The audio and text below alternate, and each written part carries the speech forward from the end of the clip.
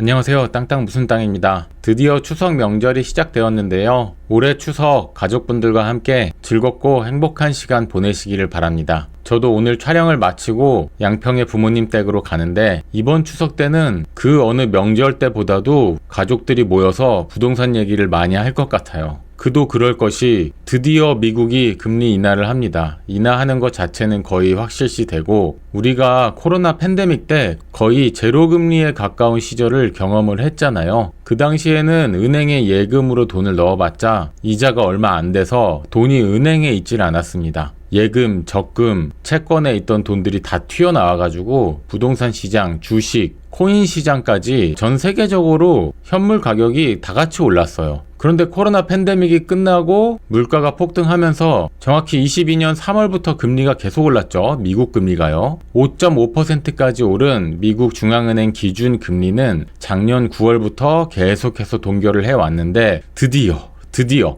참으로 신기하게도 한국 추석 명절이 끝난 첫 업무일인 9월 19일에 미국 금리가 내립니다. 부동산 시장뿐만 아니라 주식 코인 시장도 이날만을 기다려온 것 같아요. 그런데 미 연준 금리 결정일이 9월 19일 한 번이 아니라 11월 8일, 12월 19일까지 올해만 총 3번이 남았습니다. 3번 다 연달아서 금리를 내린다면 분명히 대한민국 부동산 시장에도 영향이 있습니다. 아니, 영향이 있는 정도가 아니라 심리적으로는 무주택자 입장에서는 굉장한 불안감이 들 수 있는 그런 상황이에요. 사실 집값이 잡히다 못해 30% 이상 폭락하는 장까지 우리가 경험을 했는데 그것을 억지로 멱살 잡고 끌어올린 게 특례 보금자리론 대출이잖아요. 여기서도 알 수 있듯이 정부에서는 부동산 시장이 너무 어는 것도 원하지 않고 너무 단기간에 가파르게 올라서 민심을 잃는 것도 원하지를 않습니다. 그래서 집값이 빠지고 거래가 얼어붙어서 세금이 안 거치고 하면 특별한 대출 상품을 만들어서 부양책을 내기도 하고, 그리고 올해처럼 서울 부동산 매물이 점점 없어지고 하루가 멀다 하게 집값이 오르는 이런 상승장이 계속되면은 또 특단의 대책으로 이번에 88 대책 나왔죠. 수요를 차단하는 정책을 내기도 합니다. 그런데 대한민국 정부나 은행이 할 수 없는 거, 손댈 수 없는 거 있잖아요. 그게 바로 미국 금리입니다.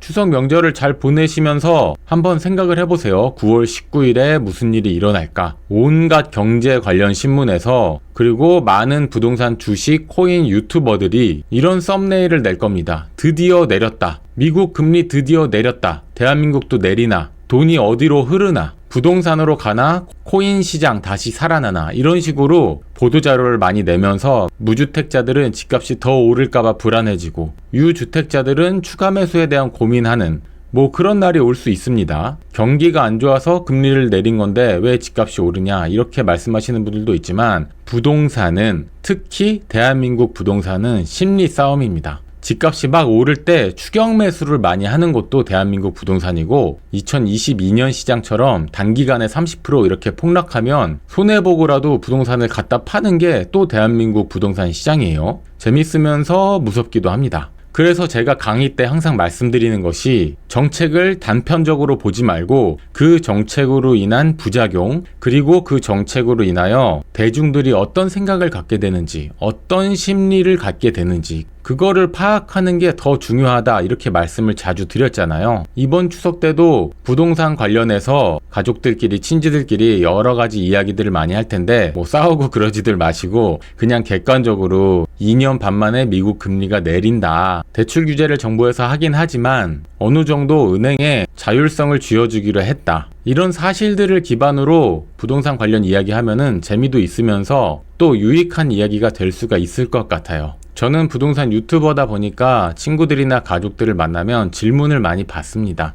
그 중에서 가장 많이 받는 질문이 집값이 오를까 내릴까? 지금 집을 사야 되냐? 내년에 사야 되냐? 이런 식으로 사는 타이밍에 대한 질문을 가장 많이 받아요.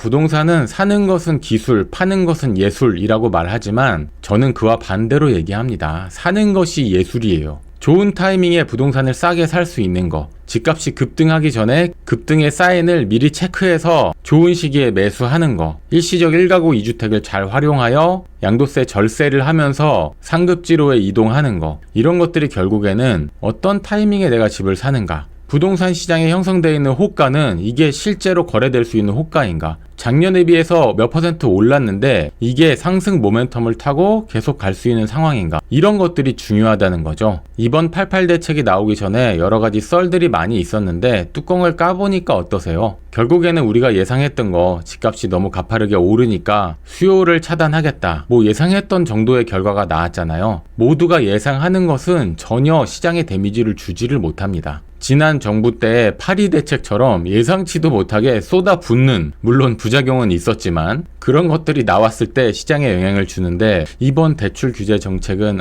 글쎄요, 정부가 시장에 반응한다 정도의 느낌밖에 주지는 못한 것 같습니다. 어떤 타이밍이 부동산을 사기 좋은 타이밍이냐, 현장 임장을 다닐 때 스케줄은 어떻게 짜야 되며 어느 부동산을 가야 되는가, 임장 갔을 때 내가 돈을 한 푼이라도 아끼려면 그 집의 어느 곳을 면밀히 살펴야 하는가, 이런 것들을 담은 온라인 강의를 진행하고 있습니다. 고정 댓글에 달아놨으니까 많이 참고해 주시고, 온라인 강의는 원래 12만원에 출시했었는데 파격 세일입니다. 90% 파격 세일해서 12,000원에 진행하고 있고요. 밥 한 끼 값에 정말 많은 부동산 투자 정보, 부동산 공부를 하시기 바랍니다. 제가 드리는 선물 같은 거예요. 아무쪼록 남은 추석 명절 가족 친지들과 즐거운 시간 보내시고 맛있는 거 많이 드시고 건강관리 잘 하시고 명절 이후에 다시 만나 뵙도록 하겠습니다. 저는 양평에 잠깐 갔다 와서 또 방송으로 부동산 소식 전해 드릴 테니까 구독, 좋아요 많이 눌러주시고 다음 시간에 다시 만날게요. 감사합니다. 부동산 유튜버 땅땅 무슨 땅이었습니다.